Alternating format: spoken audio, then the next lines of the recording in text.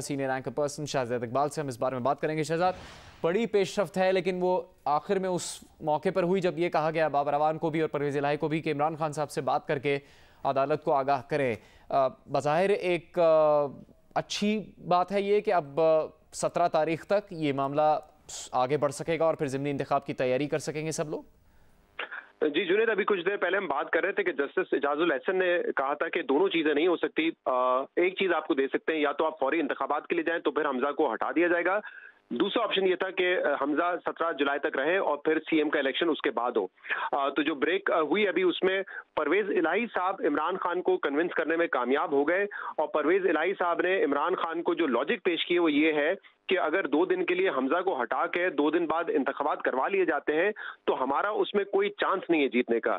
हमारे जो reserved seats वाले लोग हैं वो भी वोट नहीं दे सकेंगे और इसके अलावा जो 4-5 सिर्फ आपके एक राय हक पार्टी के हैं और 4 इंडिपेंडेंट हैं उनको भी हम अपनी तरफ नहीं ला सकेंगे। तो नंबर गेम में हम पीछे रहेंगे और खास तौर पे हमारे जो लोग बाहर हैं वो भी वापस नहीं आ सकेंगे इतने शॉर्ट टाइम में।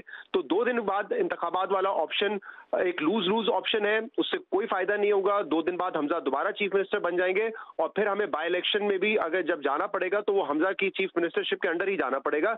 इसलिए बेहतर ऑप्शन जिसमें कुछ हद तक तहरीक इंसाफ और पीएमएलक्यू को एक मौका नजर आ रहा है वो 17 जुलाई का ही है। वो समझते हैं कि 17 जुलाई तक अगर हमजा चीफ मिनिस्टर रहे भी तब भी वो बाय इलेक्शन पर मेहनत कर सकते हैं। कुछ उन्होंने कोर्ट के सामने भी अपने रिकमेंडेशंस रखी हैं कि असरअंदाज ना हो सके हमजा इलेक्शन पर इस तरह के इकदाम लिए जाएं, जिस पर उन्होंने कहा है कि ये जो इलेक्शन जो कवानीन है वो तो ज़ाब्ता कवानीन है, उसके तहत वैसे भी इलेक्शन कमीशन ये इस्तेमाल नहीं करने दे सकता फंड्स या फिर इन्फ्लुएंस होने की इजाजत नहीं दे सकता। तो हम जो परवेज इलाही है उन्होंने कन्विंस किया इमरान खान को इस बात पे कि 17 के बाद अगर इलेक्शन करवाएंगे तब फिर भी हमारे पास एक चांस हो सकता है अगर हमने बाय इलेक्शन में अच्छा परफॉर्म किया, लेकिन 17 से पहले इलेक्शन करवाने का मतलब है यानी कि 2 दिन बाद इलेक्शन करवाने का मतलब है कि हम किसी भी तरीके से कामयाब उसमें नहीं हो सकेंगे। शहजादी, वही कॉस्ट बेनिफिट की बात है जो हम पहले भी कर रहे थे, लेकिन ये थोड़ा सा बताइएगा, अदालत ने इससे पहले ये भी ऑब्जर्वेशन दी थी, रिमार्क दिया था कि 20 तारीख तक अगर करवाएंगे तो बड़ा लंबा अरसा हो जाता है, शायद ये मुमकिन ना हो। तो इससे मुताल्लिक आपकी क्या राय है?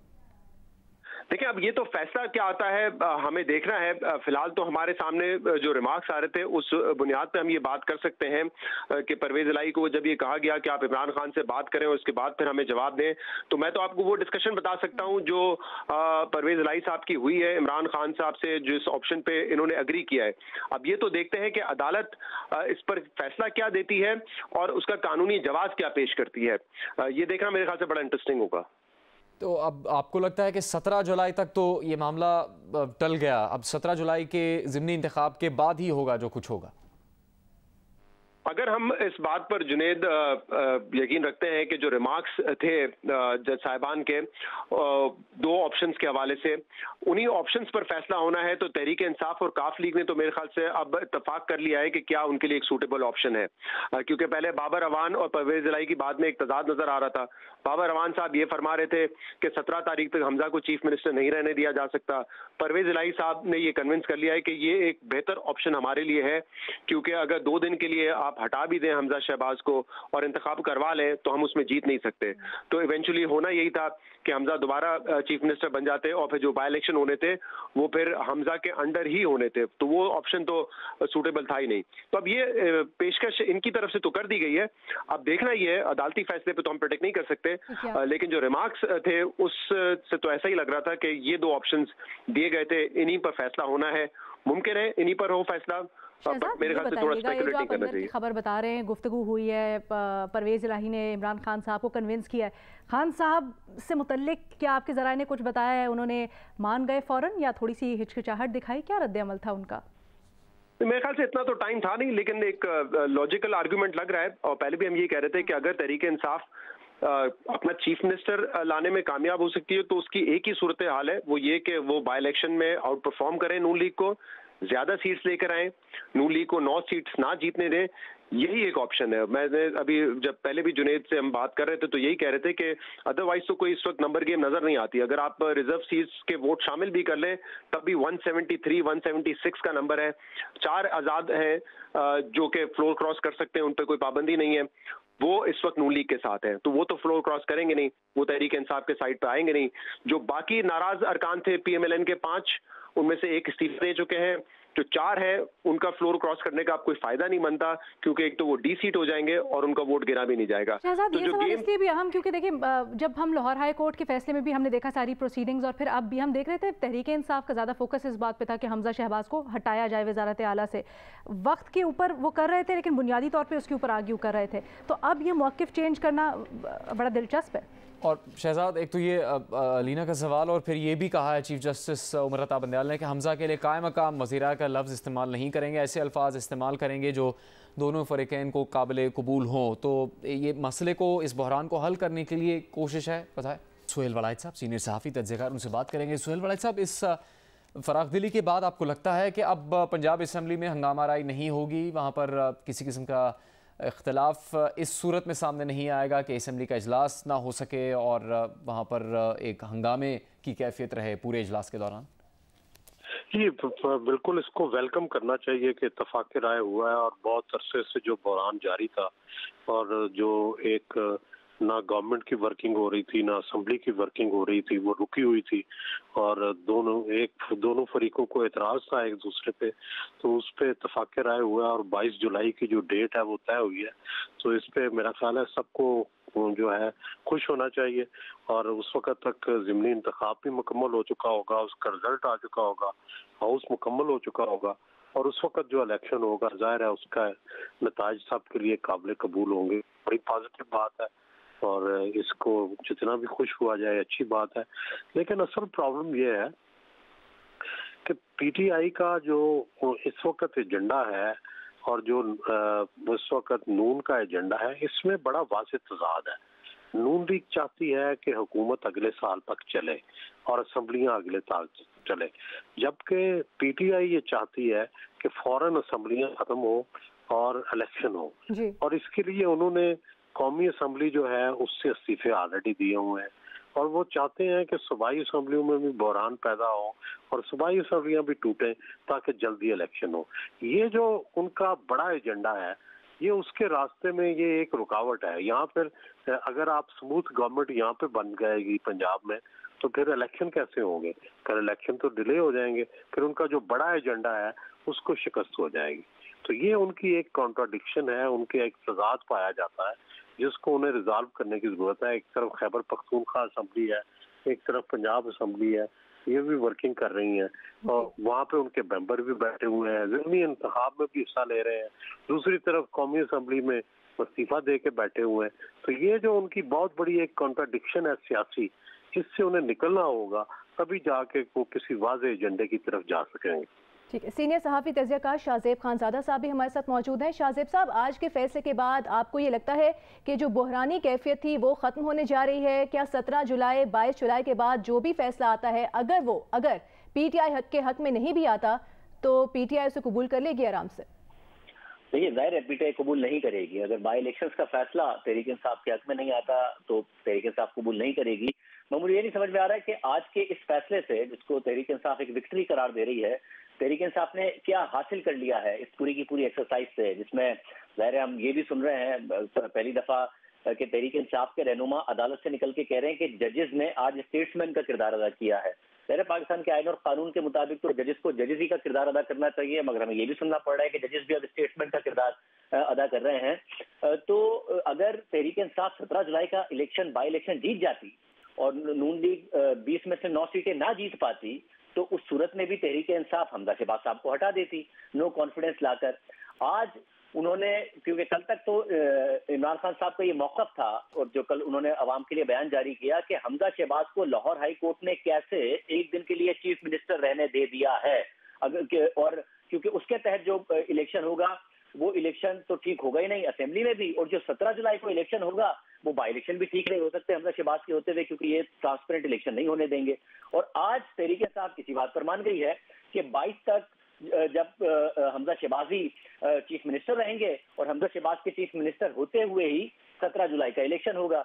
अब वो ये कह रहे हैं कि नहीं जी वो आईनी वजीर आला नहीं होंगे, एक अलग वजीर आला का नाम दिया जाएगा, ना इधर होंगे ना इधर होंगे। अब कोई भी आप नाम दे ले, मगर वफाक में अगर उनकी हुकूमत है नून लीग की और पंजाब में भी हमजा शहबाज साहब है, तो अचीव क्या किया है 17 वैसे भी सिवाय इसके कि आपने कुछ हेडलाइंस बना ली हैं, सुप्रीम कोर्ट में जाके आज अपने दलाइल दे दिए हैं, अदालत जजेस को आके बाहर स्टेटमेंट कह दिया है कि जिन्होंने बहुत बड़ा काम किया है, जिन जजेस के खिलाफ इमरान खान साहब बहुत बड़ी तकारीर कर चुके हैं कि ऐसा मैंने क्या कर दिया था कि आपने उस वक्त मुदाखलत की और मेरे जो डिप्टी स्पीकर की रूलिंग थी उसको रिवर्स करके मेरे खिलाफ नो कॉन्फिडेंस का मौका दिया गया। आज उन्हीं को स्टेटमेंट करार दे रहे हैं। मगर 17 जून का इलेक्शन और मेरा ख्याल है 17 जुलाई के इलेक्शन में नून लीग कॉन्फिडेंट बहुत ज्यादा नजर आ रही है, मगर तहरीक इंसाफ का एक बाकायदा चांस है। जो महंगाई की इस वक्त लहर है, 21% की जून की महंगाई आई है और अभी इस महंगाई में जुलाई के महीने में आपको और इजाफा नजर आएगा, क्योंकि आज से पेट्रोल और डीजल की कीमतें और बढ़ा दी गई हैं, बिजली की कीमतों ने और बढ़ना है।